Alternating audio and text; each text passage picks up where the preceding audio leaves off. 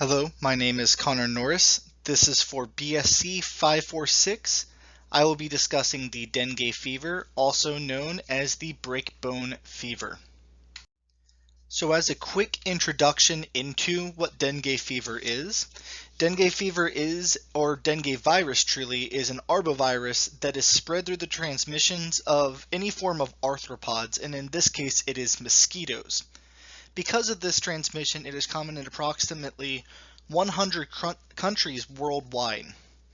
Dengue is also the leading cause of illness for approximately 3 billion people, which reaches about to 40% of the world population.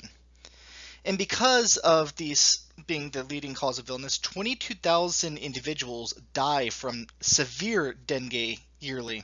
And we'll discuss the difference between severe dengue and mild dengue here in a minute. And ever since the 1960s, dengue has become a worldwide problem and has become a serious problem for many tourist destinations. This is because the mosquitoes that are truly transmitting this virus are found in both tropical and subtropical regions. And as you saw earlier, it can reach about 100 different countries, and many of those countries are within tourist populations such as Puerto Rico, as well as the United States of America. So for these next few slides, we're going to talk about the pathophysiology of dengue fever. So the dengue virus are members of the flavivirus in the family Flaviridae. Now, mind me if I do butcher the Latin, I'm not used to it. Now, the flavivirus includes the yellow fever, West Nile, Japanese encephalitis, and the tick-borne encephalitis viruses. As you can tell, all of these viruses are also other arboviruses. So all of these are also transmitted through arthropods or some form of arthropod, such as ticks or mosquitoes. Now, dengue virus and infections are unique because they are caused by 4 closely related genus viruses named Den 1, 2, 3, and 4 respectively. So this being said, a person can be infected with dengue as many as 4 times in his or her lifetime, even if vaccinated and or immune. So the dengue virus genome is a single strand of RNA, and this strand of RNA can be referred to as positive sense RNA because it can be directly translated into proteins. And I'm going to try to show this through a picture and talk you through it in just a few slides here, so just keep this in the back of your head for now. So looking a little bit more into the cell biology and structure of the dengue virus, the virus itself is roughly spherical. And the core of the virus is the nucleocaspid, which is a structure that's made up of a lot of C proteins and viral genomes. Now, embedded in the viral envelope, and if you would, this is, if you compare it to an eggshell, this is the eggshell where the virus itself is the egg yolk. Are 180 copies of E and M proteins that span throughout this lipid bilayer. Now, these proteins form a protective outer layer and can help control the entry of the virus into the human host cells. And once they are inside the cells, they will multiply, they'll expand out of the cell, and this process will happen over and over and over again. And this is how dengue goes throughout the body and through the bloodstream and to other parts and other organs of the body. And on the next slide here, we'll actually talk a little bit about this a little in more detail with some pictures to help you along. So as promised, here is the picture. So we could see up in the top left-hand corner is the dengue virus infection itself. And as you can see, it fuses and enters into the host cell. And in the cytoplasm itself, it starts to take out the vRNA, which is the virus RNA, which is responsible for the proteins that can multiply this virus. It then gets into the ER of the host cell, starts multiplying, and transfers to the googly complex, and then eventually, once the cell matures within the googly complex, it then leaves the host cell to then transfer and replicate again. And as you can see, this cell is roughly spherical, just like we said before. So after the cell replicates and transfers throughout the body, this is when the infection really starts having an effect on the human body. Now, there are two kinds of dengue like I was going to tell you before. There's mild dengue and there's severe dengue. And overall, the symptoms are similar. If you'd like, please look at the picture here while I talk through. It will kind of give you a rough look onto what it does. So with mild dengue, you're going to get fevers, you're going to get muscle aches, you're going to have nausea and vomiting, you're going to have pains, and this is typically behind the eyes, the muscle, the joints, the bones, and even sometimes a rash that doesn't itch but's just there. And these symptoms can last 2 to 7 days, and it's why this is called breakbone fever, because you're in so much pain. Now, severe dengue has very similar symptoms. However, they are more severe, and because of the severity, it is possible to even have hemorrhaging. And this is what really causes the deaths in dengue fever. It's this hemorrhaging inside the body, inside the organs because of the pain. The other thing that could happen is the shock from all this pain can also kill you. The other thing is severe dengue. The symptoms last longer than 2 to 7 days. This can go on for 2 to 3 weeks, and if it's not clinically treated, can kill. So the next thing that should be on your mind is, how does the dengue virus actually get into the bloodstream or into the body itself to infect the host? Well, this is going again through the mosquitoes, our vectors. And this mosquito that we're going to be more concerned about is the Aedes species, more specifically the Aedes aegypti and Aedes albopictus. Now, normally the main transmission is through mosquitoes when they're feeding. They will acquire the virus when feeding on an infected person and then will bite another infected person. The blood will transfer the virus through them. Sadly, the incubation for the virus inside the mosquito can last up to 8 to 10 days. So even if a mosquito doesn't eject the virus immediately, it could be ejected within those 8 to 10 days. Now, there's no way to tell if a mosquito is carrying the dengue virus, which is frightening in itself, but even more frightening is that an infected female mosquito can also transmit the virus to their offspring through the eggs.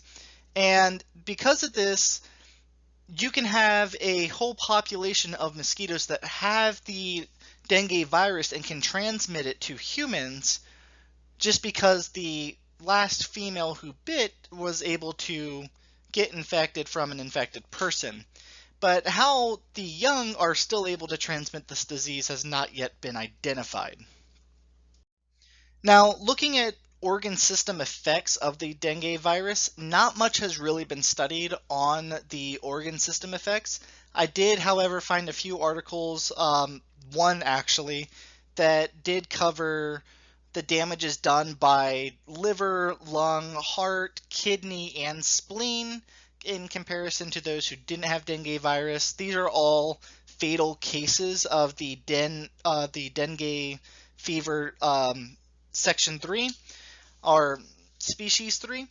And what we're going to see is that all of these organs had circulatory and parenchyma damages in every single organ, presented in either the lobules or just dysfunctions overall. And some of these could just be damaged to, some of them could be severe as the spleen.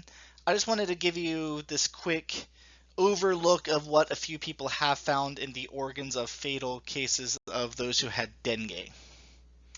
So looking at the epidemiology of dengue fever, saying again, mosquitoes that spread this virus are found in tropical and subtropical regions of the world, and this can include many parts of the United States, mainly the southern areas, but with common transportation knowledge, the infection can spread. Each year, up to 400 million people get infected with dengue. 1 million of them get sick from the infection itself. This means that after being infected, pretty much a quarter of those infected will get sick from the infection.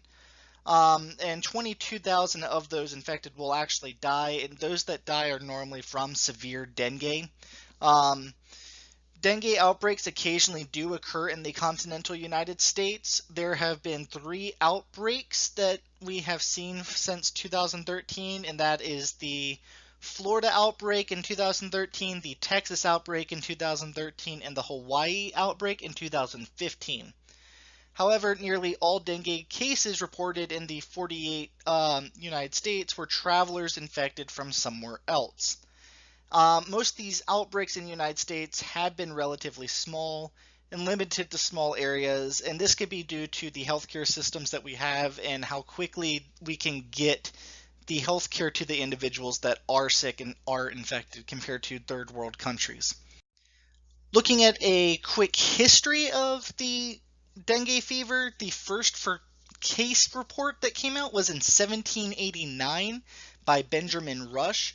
And he's the one who coined the term breakbone fever because of the symptoms and just the pain that he was in. We then saw another epidemic in Puerto Rico in 1977, and on the same island in Puerto Rico, it happened again in 1994. There was another epidemic in 1981 in Cuba, and basically the transmission of these mosquitoes were really deciphered by the 20th century. At this point, we kind of figured out, oh crap, the dengue fever is being spread by mosquitoes. And this started taking a socioeconomic impact during World War II because of the increased spread globally. This is mainly because a lot of individuals were traveling from country to country during this war, and because of this, mosquitoes either traveled with them and belongings, or they were spreading the virus in them as a host. So because of this, we're starting to see dengue grow and be more rampant in some areas, and at the same time we're also starting to see the economic cost of dengue fever.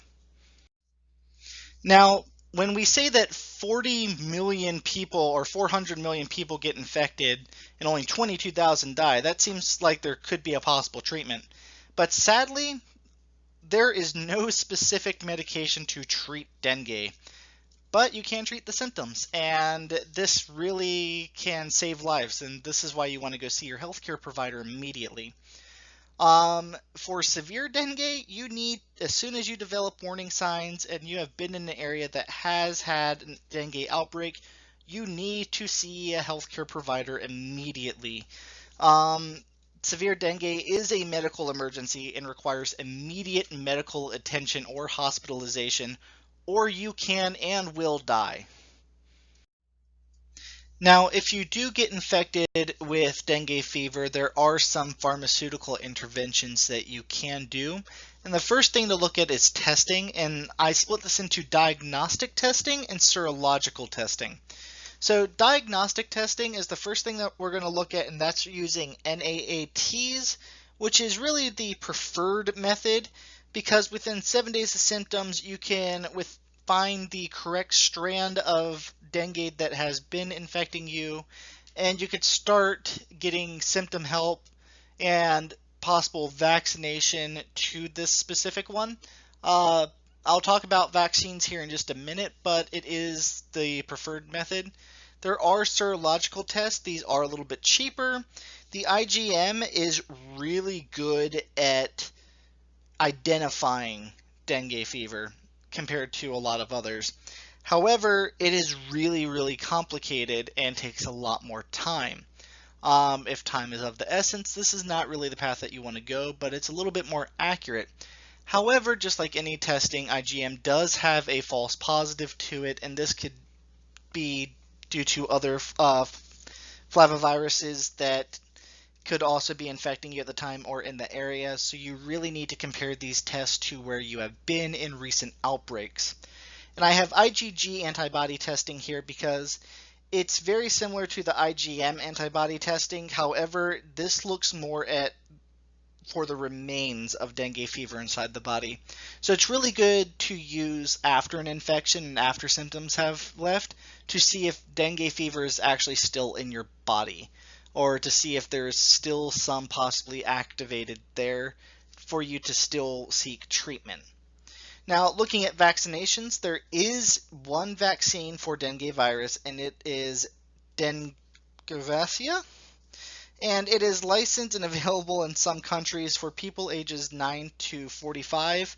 That age range is a lot less for the United States, however, and it recommends that you only use the vaccine to be given to persons that have confirmed prior dengue virus infection. And the reason behind this is because the manufacturer, Sanofi Pasteur, announced in 2017 that if you got the vaccine before you had been previously infected with dengue virus, you actually have a higher risk of developing severe dengue if you ever get dengue again.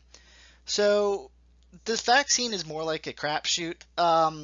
It either really helps you or it really hinders you, depending on when and how you take it. Some say it is better to take it than not. However, that is really up to the patient. Other than pharmaceutical interventions, you can actually use precautions to avoid dengue fever in the first place. The best thing you could really do right now is use EPA licensed repellents. There is a list of ingredients here below. I'm not going to read them all out to you, but if you find an insect repellent that have any one of these 6 active ingredients listed, this can really help against the mosquitoes that do have dengue virus or could possibly have dengue virus infected in them. The other thing you could do is wear long pants and sleeves and actually take care of those clothes and wash them or even treat them for insect repellents. The only thing is read the instructions on the bottle when applying it to children as well as yourself. Now, the rise of dengue could also be within the public health effects of population growth, urbanization, and modern transportation. Basically, mosquitoes or those infected can be traveling, and if in a more populated city, if someone's infected, it's multiple blood meals in one little area for a mosquito, so it's easier for them to feed in a populated city. In the beginning of dengue fever and all these outbreaks, there was complacency that happened among the government and the public health officials, which led to the fact that dengue fever just wasn't an important disease, and now we see that it very much is.